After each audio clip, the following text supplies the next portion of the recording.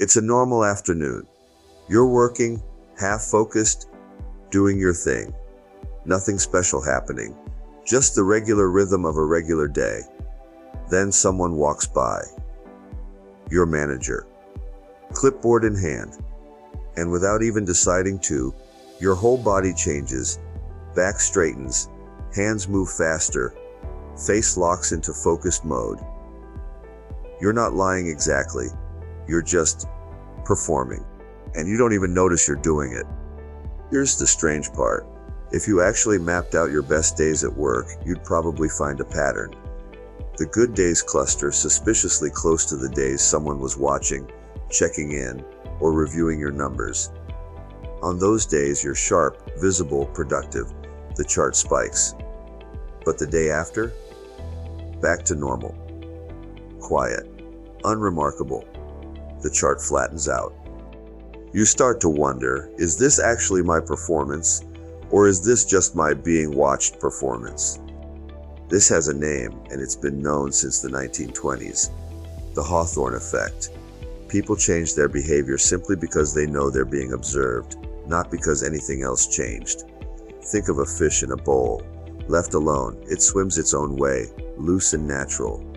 But the moment a face presses up close to the glass, something shifts. The fish swims differently, tighter, more controlled, like it knows it's on display. You are the fish.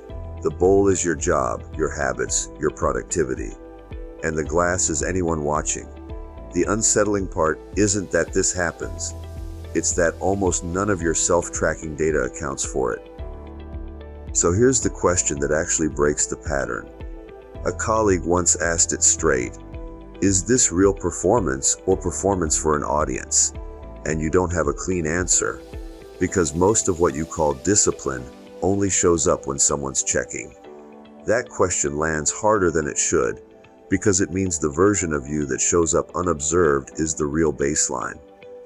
Everything else is theater. So the fix isn't to try harder when watched.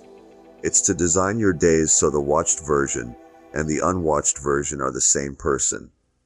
On one side, performance under observation, the spike days, the clipboard days, the version of you built for an audience. On the other, performance with no audience at all. What actually happens when no one's checking, no one's grading, no one's around? The goal isn't to eliminate the left column. It's to shrink the gap between the two until they basically match.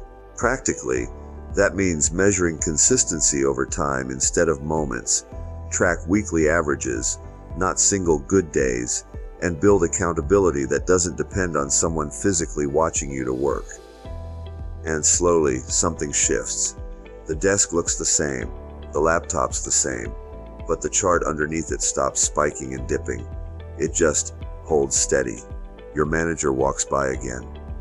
Same hallway, same clipboard. And this time, nothing changes. No scramble, no posture snap. Just you, doing the same thing you were already doing. Go back to the fish bowl. Same face, leaning in just as close as before. But this time the fish doesn't flinch. It just keeps swimming, calm, unbothered, because there's nothing different to perform. That's the actual win. Not better metrics on watch days, just one honest, consistent line, whether anyone's looking or not. So next time you feel that posture snap when someone walks by, that's useful information, not just a habit. It's pointing at the exact gap between your real baseline and your performed one. Close that gap, and you stop needing an audience to be good at your own life. That's the whole unlock. If this helped, subscribe to Unlock Hours, new brain hack every day.